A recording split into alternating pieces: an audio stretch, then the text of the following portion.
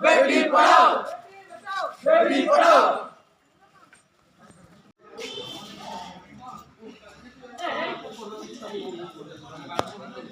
आगे चल आगे चल आगे चल रे तू आगे चल आगे चल आगे चल रे तू आगे चल आगे चल आगे चल रे तू आगे चल आगे चल आगे चल रे।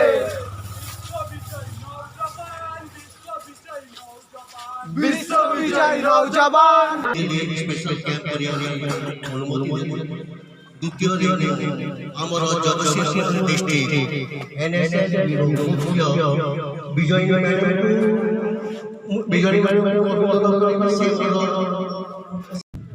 धन्यवाद अनुरोध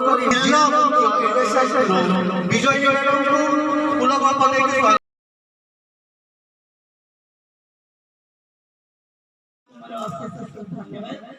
और आज प्रोग्राम टॉपिक बेटी बचाओ बेटी पढ़ाओ। तमने साधारण देखि आम समाज रे महिला माने समस्ते सब दुर्बल निजको दुर्बल भावती किंतु दुर्बल नुहंती।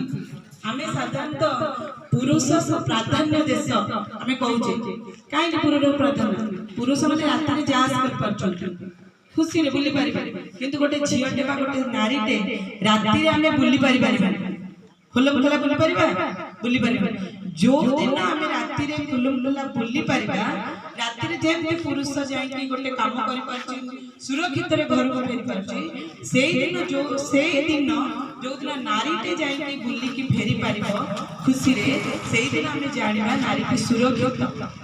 मु विजयनी पढ़िहारी डिस्ट्रिक्ट नोडाल ऑफिसर एनएसएस जगतसिंहपुर। आज आमर अरूपानंद कॉलेज रे आज स्पेशल कैंप रो षष्ठ दिन यही षष्ठ दिन अवसर आज अवेयरनेस प्रोग्राम थिला तारपुर गाँव रे। ये अवेयरनेस रो थीम थिला बेटी पढ़ाओ बेटी बचाओ। बहुत सुंदर उपाख्यान आमे केमती बेटी गर्ल चाइल्ड को जन्म दे ताको सुरक्षित करी से केमती पढ़ी की बड़ मनीष हेब एवं बड़ मनीष हेले संसार रे केमती प्रतिष्ठित हेब सेटा होची इम्पोर्टेंट थिंग। तेणु आज ये प्रोग्राम टा बहुत भल लगिला एवं आम सहित अध्यक्ष महोदय थिले एवं आमर सरपंच मैडम मध्य थिले।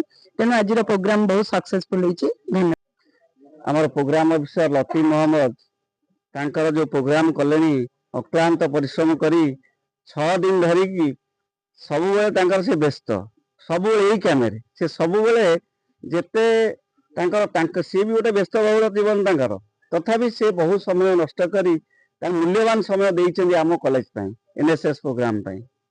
जाओ यही एनएसएस प्रोग्राम रे आमर झियो माने आ बोझ नुहति बोली आमर स्वेच्छासेवी माने बुझेइछन्ती।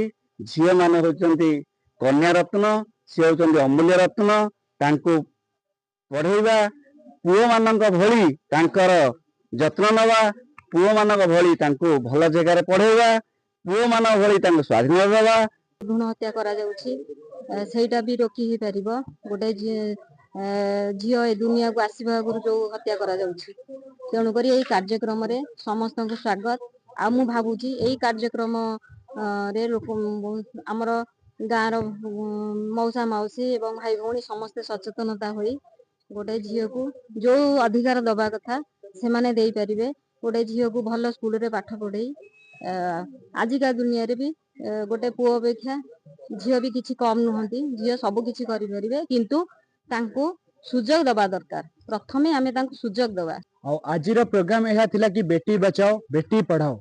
शास्त्र लिखा अछि कि नारी अबला नुहे कि नारी दुर्बला नुहे नारी ही सकल शक्तिर आधार जहा द्वारा कि एबे जेपरी भ्रूण हत्या हेउची हमर समाज उपरे एवं पुरुष जाति उपरे भी अनेक रु अनेक प्रभाव पड़ी आसुची जहा द्वारा कि गोटे नारी आगु को न बढ़िले से ता परिवार भी आगु बढ़ी पारुनी।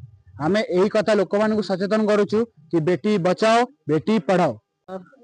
राष्ट्रीय सेवा योजना अधिकारी अध्यापक लतीफ मोहम्मद मु समस्त अभिभावक सबु धर्मर अभिभावक सहित मुख्य मु मुसलमान घरर अभिभावक मानकु गोटे कथा कहिबी मुसलमान धर्म अनुଯାୟୀ ମଧ୍ୟ ଆପଣ ମାନଙ୍କ ଝିଅ ବିଦ୍ୟାଳୟ ମହାବିଦ୍ୟାଳୟ ବିଶ୍ୱବିଦ୍ୟାଳୟରେ ଶିକ୍ଷା ଲାଭ କରିପାରିବ। ଶିକ୍ଷା ଲାଭ କରିକି ସରକାରୀ ଚାକିରି କରିପାରିବ।